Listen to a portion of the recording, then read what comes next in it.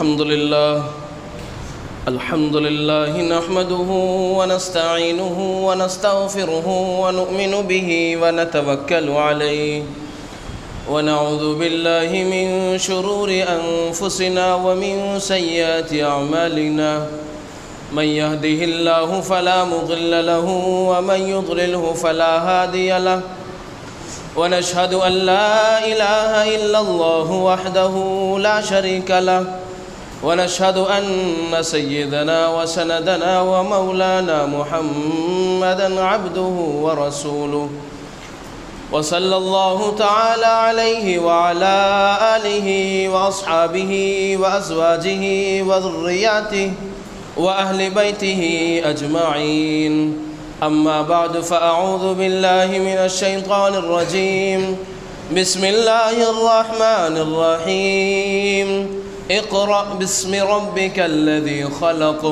خلق الإنسان من علق اقرأ وربك الأكرم الذي علم بالقلم علم الإنسان ما لم يعلم صدق الله مولانا العلي العظيم وصدق رسوله النبي الكريم ونحن على ذلك لمن الشاهدين والشاكرين والحمد لله رب العالمين۔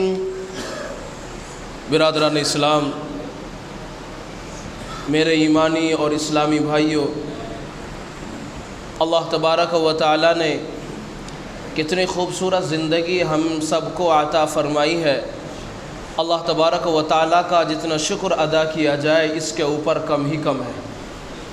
اللہ تعالیٰ نے کتنی نعمتوں سے نوازا ہے، بندہ اس کا تصور نہیں کر سکتا۔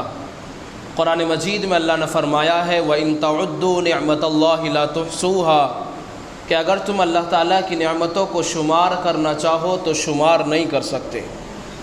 فرمایا ایک سانس ہے جو اللہ تعالیٰ نے انسان کو عطا کی ہے، یہی سانس کہ جس کے ذریعے سے آدمی اپنے اندر کو سانس باہر سے کھینچتا ہے، ہوا کھینچتا ہے، ایک یہ نعمت ہے۔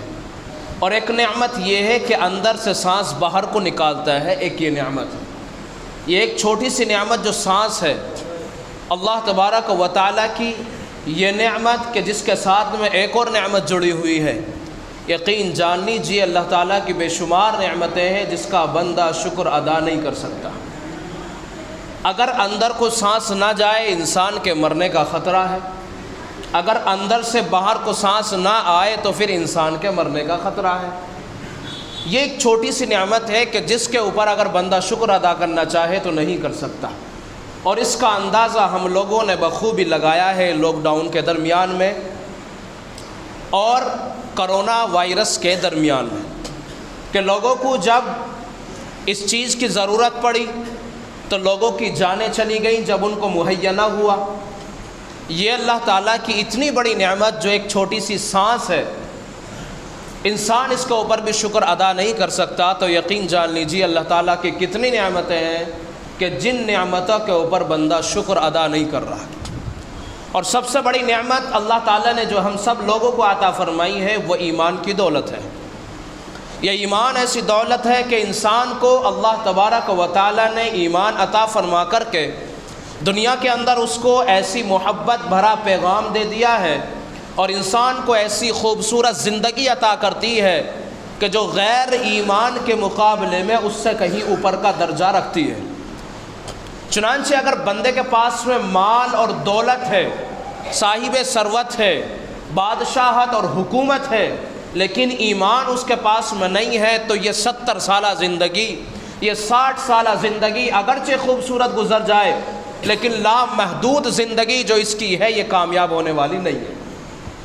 لیکن ایک وہ شخص کہ جس کو اللہ نے ایمان عطا فرمایا، ایمان کی دولت سے نوازا ہے، اور اس کے پاس میں مال نہیں ہے، دولت نہیں ہے، لیکن وہ اپنے رب کا شکر گزار بندہ ہے، یہ جو 70 سالہ زندگی ہے اگرچہ اس کی پریشانی میں گزر جائے لیکن آخرت کی لامحدود زندگی جو ہمیشہ باقی رہنے والی ہے، یہ اس کی زندگی خوشحالی کے اندر گزرے گی۔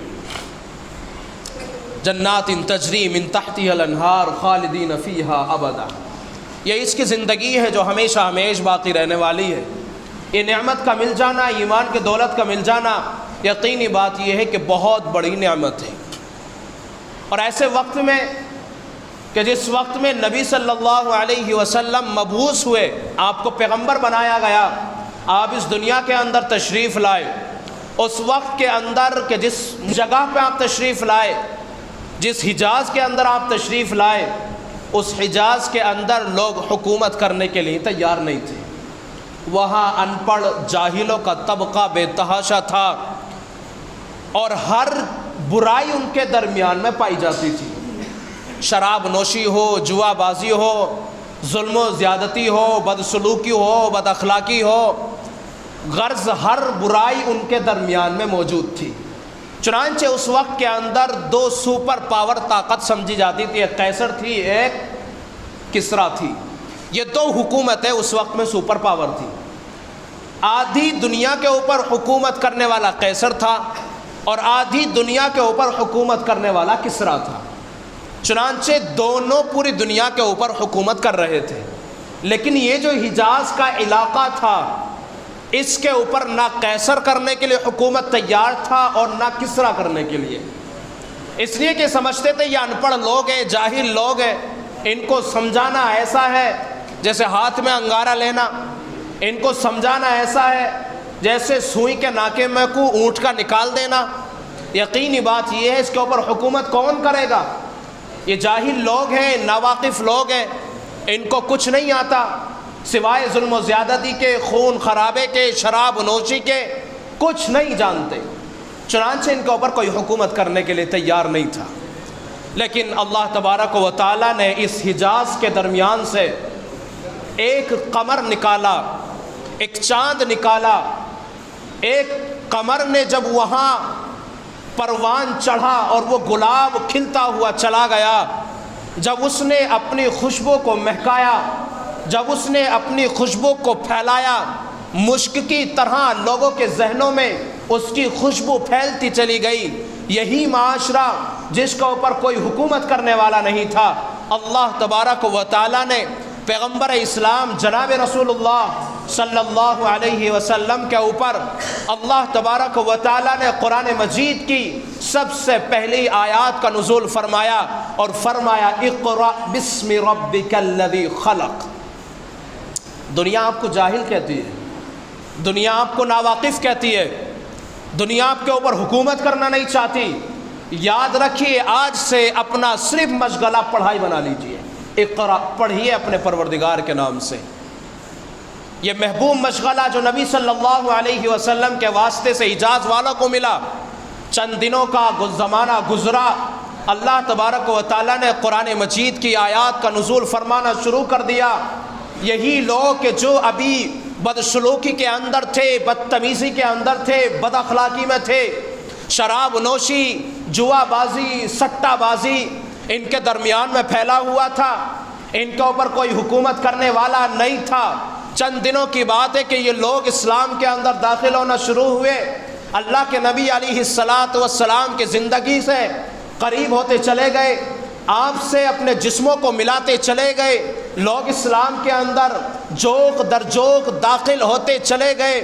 چنانچہ اسلام پروان چڑھتا شروع ہو گیا، اسلام پروان چڑھنا شروع ہو گیا، لوگ اسلام کے اندر آتے گئے، قرآن مجید کو پڑھتے گئے۔ اللہ تبارک و تعالیٰ نے پیغمبر اسلام جناب رسول اللہ صلی اللہ علیہ وسلم کے ذریعے سے یہی لوگ جو ان پڑھ تھے، بڑے بڑے صحابہ بن گئے، یہ بڑے بڑے محدثین بن گئے، بڑے بڑے سیاستداں بن گئے، بڑے بڑے کمانڈر بن گئے، بڑے بڑے فوجی بن گئے۔ اللہ تبارک و تعالیٰ نے انہی کے درمیان سے بڑے بڑے تاجر پیدا فرمائے، بڑے بڑے تجار پیدا فرمائے، بڑے بڑے بزنس مین پیدا فرمائے۔ کیا تاریخ نہیں دیتی ان لوگوں کو کہ جو لوگ جاہل تھے، ناواقف تھے، الف سے بے نہیں جانتے تھے، اے سے بی نہیں جانتے تھے، جن کے پاس میں چھوٹا بڑا نہیں تھا، جن کے پاس میں کچھ نہیں تھا، لیکن اللہ تبارک و تعالیٰ نے ان کے ستارے کو بلند کر دیا اور یہ تعلیم سے آراستہ و پیراستہ ہوتے چلے گئے۔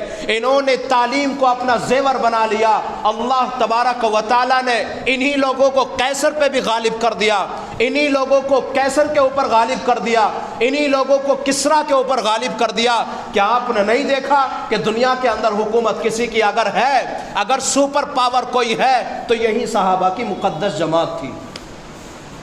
چنانچہ آج میرا بتانے کا مقصد یہ ہے کہ اپنے بچوں کو تعلیم کے اندر کیسے لایا جائے، اپنے بچوں کو تعلیم سے کیسے آراستہ اور پیراستہ کیا جائے۔ معاشرہ آج بہت زیادہ بگڑ چکا ہے، شراب نوشی عام ہو چکی ہے، جوا عام ہو چکا ہے، چور چوری کر رہا ہے۔ اگر آپ چور سے کہیں کہ آپ چوری کر رہے ہیں، آپ غلط کر رہے ہیں، باز نہیں آئے گا۔ آپ اس کو تعلیم سے آراستہ کریں، آپ اس کو تعلیم دیں، آپ ایجوکیشن دیں اس کو، وہ آگے بڑھے گا، وہ سمجھے گا یہ غلط کام ہے، پھر وہ اس سے باز ہوگا۔ معاشرہ اس طرح ترقی کرتا ہے۔ اگر آپ سمجھیں اپنے بچوں کو تعلیم سے بالکل دور رکھیں تو یاد رکھیں یہی بچے آپ کو کل اولڈ ہاؤس میں داخل کریں گے، یہی بچے آپ کو گھر سے نکال دیں گے، یہی بچے آپ کو گھر سے باہر کر دیں گے، جن بچوں کے لیے آپ نے سب کچھ قربان کر دیا۔ چنانچہ اپنے بچوں کو تعلیم دیجیے، سب سے پہلے قرآن مجید کی تعلیم دیجیے۔ بچہ پیدا ہوتا ہے، سب سے پہلے اس کے کان میں اذان دی جاتی ہے، پھر اس کے دوسرے کان میں اقامت کہی جاتی ہے، تکبیر کہی جاتی ہے، اور بتایا جاتا ہے یہ بچہ مسلمان ہے۔ اس بات کی شہادت ہوتی ہے کہ یہ بچہ مسلمان ہے۔ اور یہی بچے کے ہاتھ میں جب قرآن مجید نہ دیا جائے، یہی بچے کے ہاتھ میں جب قاعدہ نہ تھمایا جائے، بلکہ صرف اور صرف دنیاوی تعلیم دی جائے، تو یاد رکھے دنیا تو کامیاب ہو سکتی ہے لیکن ہمیشہ کی زندگی کامیاب نہیں ہو سکتی۔ اس تعلیم کی اس دور میں ضرورت تھی، وہ تعلیم دی گئی۔ چنانچہ ہمارے سامنے دین کی بھی تعلیم کی ضرورت ہے اور دنیاوی تعلیم کی بھی ضرورت ہے، لیکن بچوں کو سب سے پہلے دینی تعلیم دیجیے تاکہ ان کا عقیدہ خراب نہ ہو، وہ قرآن مجید سے دور نہ ہو، اسلام سے دور نہ ہو۔ اگر صرف پہلے دنیاوی تعلیم دے دی گئی، آخرت کی تعلیم نہیں دی گئی، یاد رکھیے عقیدے کے اعتبار سے خراب ہو جائے گا، اسلام سے بچہ دور ہو جائے گا یا اس کی صورتحال ہو جائے گی۔